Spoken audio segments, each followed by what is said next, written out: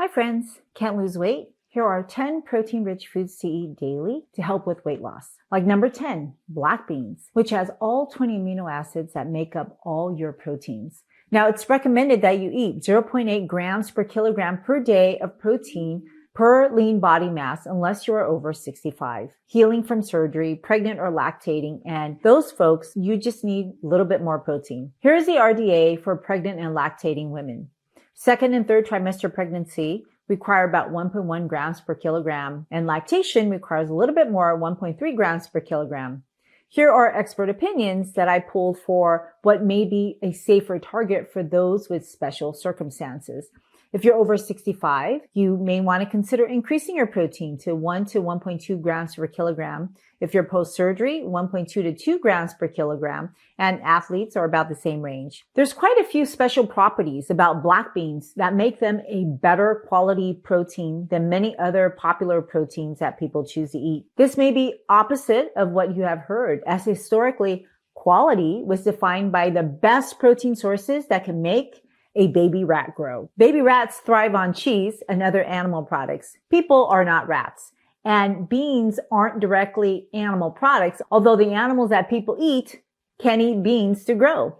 Now, if you are into muscle building like a bodybuilder, then you know how important the essential amino acid leucine is to grow muscle tissue. And did you know that 1 cup of black beans has more leucine than 1 cup of lean pork, cheese, chicken, turkey, or 3 ounces of lean sirloin beef with the fat trimmed off? Of course, no one should be eating raw meat or raw beans uncooked. And if you eat uncooked raw beans, if you don't break your teeth, you're going to get very sick from the lectin poisoning, like some people in Japan who decided to sprinkle powdered toasted dry beans over their rice trying to lose some weight. They got this crazy idea after they watched a TV show about weight loss. Now, foods with lectins, which is a group of proteins found essentially in all plants, have been villainized by some social media influencers. And that's because they don't have a complete understanding of lectins. Now, lectins are easily removed from any bean. There's multiple ways to do it. If you pre-soak your beans overnight and then boil them for 15 minutes, you will destroy 98% of the remaining lectins. Just soaking them removes most of the lectins as they are water soluble. Now, 30 minutes of boiling will destroy all the lectins. If you don't pre-soak your beans, then you need to boil your beans for about an hour. Just know that slow cooking your beans will not destroy as many lectins. But sprouted beans have less lectins, and your body can also deactivate some lectins. Now, if you've ever cooked any beans, you know it takes probably at least 40 minutes of boiling to get it soft and edible. That's why I choose to use a pressure cooker. Lectin poisoning is not common, as most people who eat beans want it soft enough so that they can crush it on the roof of their mouth with their tongue. It otherwise doesn't taste good. Now, I don't always have time to wait for cooked beans while everyone is hangry, so I commonly use unsalted canned beans and always rinse them to remove any remaining lectins. And every animal, plant, and human already have lectins inside them. Lectins are a class of proteins that serve as news reporters for the immune system. Lectins bind to carbohydrates that are outside of cells, and this changes how the cells interact with one another. Now, you have lectins, whether or not you eat plants or only eat animals or eat no food at all. So when your immune system sees foreign lectins, they actually wake up dormant immune cells called lymphocytes, and they help them recognize bad cells, sometimes cancer cells. That's what plant lectins do, train our immune system. In fact, plant lectins are known to inhibit cancer cells, and research is exploding on lectins and cancer chemotherapy. And one day oncologists may be prescribing lectins. But you don't have to wait for a prescription to take advantage of this knowledge in your food. And eat number 9, fava beans. Fava beans has been shown to change colon cancer cells back to normal cells. Fava beans are also rich in vitamin A, vitamin C, 2 powerful antioxidants that are important for your immunity, which needs to be strong to take out cancer cells and fight foreign invaders like germs that can cause pneumonia or skin infections like acne. But unlike taking a supplement or eating animal products, fava beans also help to clean your arteries by lowering cholesterol due to the soluble fiber, and fava beans can widen your blood vessels because they are rich in potassium and magnesium, 2 essential minerals that too many Americans are struggling to get in their diets daily. As an added bonus, when you eat beans, they curb your appetite and they stabilize your blood sugar to help you lose weight. But not everyone can eat fava beans. People with an enzyme deficiency called G6PD will not be able to process two oxidizing compounds created from eating fava beans. They are called divinsine and isouromel, which are metabolized from vinsine and covinsine found in fava beans. And when the body is overwhelmed with oxidative stress from fava beans, food coloring, or certain medications on this list, people lacking the enzyme G6PD will have their red blood cell walls grow weak and eventually burst open. We call this hemolysis, and it can happen within a couple of days from eating fava beans. So if you are concerned, see your medical doctor, and they can order a blood test to measure the levels of your enzyme called G6PD. But if you can't eat fava beans, there are plenty of beans to eat, and my favorite bean is actually number 8, the soybean. Now, my favorite way to eat soybean is in the form of tofu, but I also eat soy noodles, soy sheets, soy pudding, edamame beans, and I drink soy milk. Although tofu and soy milk are processed, these foods are not the same as soy protein and soy protein isolates found in ultra-processed foods, which don't have the beneficial micronutrients that have been tested for thousands of years. Now, my ancestors have been eating soybeans and minimally processed soy foods like tofu since 11th century BC. And America didn't appreciate this ancient bean until Rutgers Agricultural College in 1879 studied this bean initially as a fertilizer. But World War II catapulted a lot of American industries due to supply shortages, and people realized soybeans are a great source of oils and edible fats. But appreciation of the whole bean as a nutritious edible food, that didn't happen until the 1970s when William Shurtleff, a Stanford-trained engineer, introduced the soybean and soy foods to America with his research and publications. The unique thing about the soybean is that it is 35% protein, more than any other unprocessed plant or animal food. It is also a complete protein with all 20 amino acids. Proteins are the largest and most complex macronutrient, and they serve as a structure or scaffold of your entire body. And this is why people focus on foods high in essential amino acids,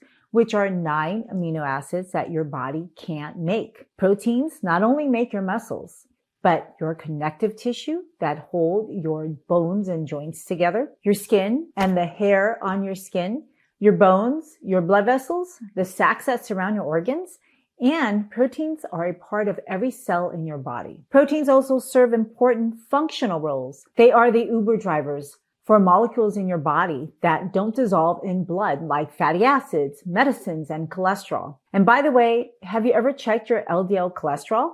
LDL stands for low density lipoprotein, and it is a protein which carries different types of fats, including cholesterol that you see on your lipid panel. Another protein in your blood is called albumin, which binds to drugs like penicillin, the first antibiotic discovered that has saved hundreds of millions of lives. And unfortunately, we are losing our antibiotic tools due to drug resistance. And you can help me save antibiotics for our children by voting with your wallet and boycotting animal products that feed antibiotics. Now, proteins also serve as news reporters for your cells, which use proteins to communicate, called cytokines, that regulate inflammation to cause fever, or proteins called hormones like insulin that regulate your blood sugar and fat metabolism. Proteins are the workhorses in your body as they make all the enzymes that build and break down tissue, buffer your blood's pH, and provide energy. And lastly, proteins also serve as a weaponry for your immune system, not just through cytokines, but they also make your antibodies to tag foreign invaders like bacteria, parasites, fungi, and viruses. Half a cup of soybeans is equivalent to the protein found in 5 ounces of steak. And unlike meat, soybeans have no cholesterol and very little saturated fat. It also has no harmful hormones like estrogen or antibiotics that can cause you to pick up multi-drug resistant bacteria. Soy has always been my quick and easy protein source. I especially like tofu and soy milk because they are easily absorbed as they have very little dietary fiber. Now, despite all of the evidence that soybeans are an excellent protein source, there's a lot of controversy still about soy foods, just like there is controversy about estrogen hormone replacement therapy. But one is a natural plant eaten by my ancestors for thousands of years, and the other is a hormone isolated since 1942 from the urine of pregnant horses. Pregnant mare urine, hence the name Premarin. Mammals, both male and female, have estrogen. So if you eat poultry, beef, pork, or products made from mammals like milk, dairy, and cheese, you're eating a ton of estrogen. The thing is, mammalian estrogen hormones are thousands of times more estrogenic than endocrine disrupting chemicals that are in your plastic water bottle. That's why Premarin from the urine of a horse is an effective treatment for postmenopausal symptoms. But most farm animal estrogen is not collected and made into medicines, but instead their wastes pollute our environment and they seep into water. And this whole thing is linked to higher rates of breast and prostate cancer in people. So if you eat animal and animal products, you should vote with your wallet and support small, responsible farms and not gigantic companies who are poisoning your environment with drug-resistant bacteria and estrogen in the waste products of animals. So if you're not avoiding animal estrogen, then plant phytoestrogens is a drop in the ocean of the total estrogen that you are getting in your food. Certain plants have unique phytoestrogens, but no plant has estrogen. Of course, many plant chemicals interact with your body, just like lectins to modulate your hormones. The poison is in the dose. Cyanide from the middle of an apple seed is all natural and quite deadly within minutes in small amounts. Cane sugar on your table is also deadly, but it takes decades and pounds worth of cane sugar to cause diabetes, heart disease, and cancers. The soybean is concentrated in unique phytoestrogens called isoflavones. Two of them are very interesting, called genistein and diazine, which both have much weaker estrogenic effects than mammalian estrogen. These are called phytoestrogens, and they actually can have some anti-estrogenic effects. Now, different soy products have different amounts of isoflavones, as shown on this table. Your body makes different types of estrogen. Premenopausal women have higher estradiol from the ovaries, and when they eat plant phytoestrogens, those plant chemicals will act more like anti-estrogens, protecting them from the negative effects of too much estrogen. However, postmenopausal women stop making estradiol, and they can greatly benefit to curb their postmenopausal symptoms from the weak estrogenic effects of isoflavones. Now, if you're a man, you may have heard it may cause gynecomastia, which describes enlargement of the breast tissue. And sure, if you make a dose soy and drink 3 quarts of soy milk, who does that? I see a lot of people with gynecomastia, but they aren't eating soy products. Here's a list of the more common causes of gynecomastia that have nothing to do with food. And if you think about it, how many Asians do you know walking around with gynecomastia? There are billions of Asians who have eaten soy for generations, and only 1 or 2 cases in the literature for gynecomastia from eating an excess amount of highly refined soy products. Now, the confusion about estrogen and phytoestrogen, I think, can be explained by the fact that there are 2 types of estrogen receptors, alpha and beta. Estrogen, both animal and humans, is a growth hormone and binds to alpha receptors, which causes breast tissue to grow. Now, beta receptors inhibit breast growth, and phytoestrogens like genistein in the soybean, they target beta receptors to stop breast cancer growth. Phytoestrogens are also very weak alpha receptor triggers, and you have to really mega dose soybeans and eat way over 24 cups a day to even come close to the potency of Premarin. Estrogen receptors, they actually do different actions depending on the organ.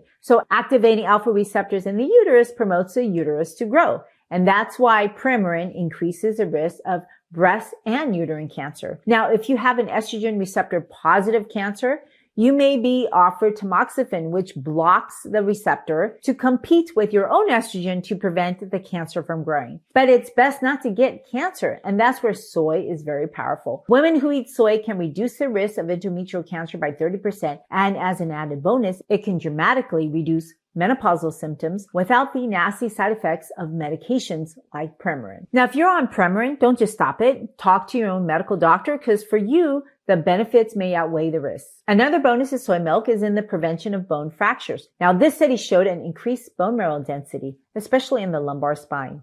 My dad, he actually had a lumbar spine fracture. That was the beginning of the end of his quality of life. So I don't want to repeat history, and I'm trying to do everything that I can to not suffer the same fate. Bone density is meaningless unless you can reduce fractures. And that's why osteoporosis drugs don't work as intended. Soy, on the other hand, has been shown to reduce fractures, unlike dairy, which is associated with higher fracture rates. I figure I'm intolerant to lactose for a reason, just like the majority of people in the world. Now, if you're against soy because it is GMO or have been sprayed with glyphosate, then buy organic. Countries that eat soy live over 10 years longer than the average person in America. Now remember, don't confuse traditional Asian food made from soy, like tofu, soy milk, and edamame beans, with modern day processed soy isolates, soy protein added to food to pretend it's from a soybean. But not all processed foods are bad, like number 7, wheat germ, which is a great way to upgrade any meal with protein, zinc, magnesium, and fiber. This translates into being full for longer and eating less food. It's also a great way to substitute breadcrumbs or cornstarch, which are highly caloric, empty calories. Wheat germ is a product that the flour companies removed from your baking flour, and they took it to feed farm animals. Don't you find it strange that farm animals get the most nutritious foods? Now remember the Lectins study that reversed colon cancers to normal cells? Well, that was done by the lectins in wheat germ. Now I'm listing 10 protein-rich foods, but the reality is the majority of Americans are overachievers and they are getting plenty of protein. In fact, they're eating 1.2 to 1.5 grams per kilograms of protein every day, which is almost twice as much as they need. And what's the harm? Lots. First, you can't store protein. Whatever you don't use for the day, that gets stored as fat. And that's an excellent way to gain weight, just by eating a lot of protein. But usually it's the other foods that come along with that protein, like fat, that causes the most weight gain. Now in nature, you're never going to find protein alone. It's always with some other energy source, either fat or carbohydrates. Now if you eat animal products, you're going to eat more fat. And if you eat plants, you're going to get more sugar with that protein. Digesting proteins and processing proteins, that's really hard work for your body, especially your liver, which has to get rid of the nitrogen waste that is on all the amino acids. That nitrogen becomes a neurotoxin called ammonia, which is the same ingredient as in your window cleaner. Ammonia is pretty toxic, so it needs to be turned to urea for your kidneys to urinate that out. Unfortunately, excess urea can acidify the urine, causing kidney stones. Now, to prevent this, the quality of your protein source is super important, and avoiding foods with super high amounts of nitrogen, which are found in branched chain amino acids, will lower your risk of diabetes. And that's why you should eat number 6, Azuki beans, which are excellent for obesity and diabetes prevention. These beans not only have the soluble fiber casein that is so important for your metabolic health, like black beans, it also has phytonutrients like polyphenol that inhibit digestive enzymes. Now, why would you want to stop some digestive enzymes? Well, when you slow them down, you actually slow the rate of absorbing your nutrients, which keeps you full longer and leaves more food for your gut microbiomes that lives in your colon. Now, beans also have resistant starch, which are prebiotics that your gut microbe love. Many people have forgotten all diseases begin in the gut, which is what Hippocrates, the father of modern medicine, said over 2,400 years ago.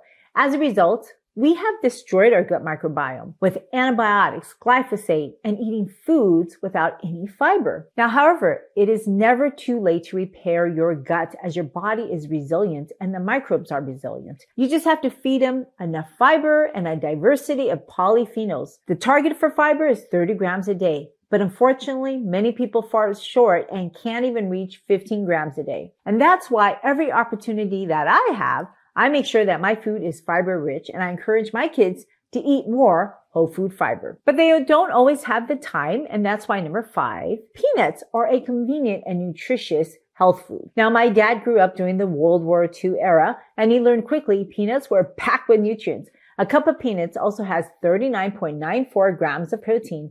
Peanuts are very different than peanut butter. And when you eat whole peanuts, there is just no way your teeth can grind that peanut as smooth as peanut butter. Peanut butter is essentially a highly processed food, and because it has so much surface area, it allows the digestive enzymes to quickly and easily metabolize it. So it's much better to eat whole peanuts, as it'll take time for your enzymes to break that down and to reach the nutrients. You probably only absorb 60% of the calories of eating whole peanuts because the fiber traps the rest of it, and then it gets flushed down in the toilet. Another convenient food to eat is number 4, pumpkin seeds, which is rich in protein at 35.21 grams per cup.